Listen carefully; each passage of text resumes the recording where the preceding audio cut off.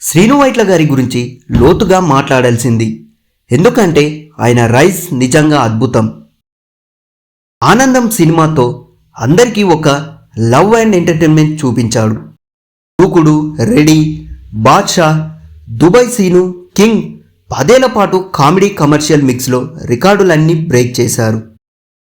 దూకుడు, బాద్షా తర్వాత ఆగడు, మిస్టర్, అమర్ అక్బర్ ఆంథోనీ, విశ్వం కూడా అన్ని ఫ్లాప్లే.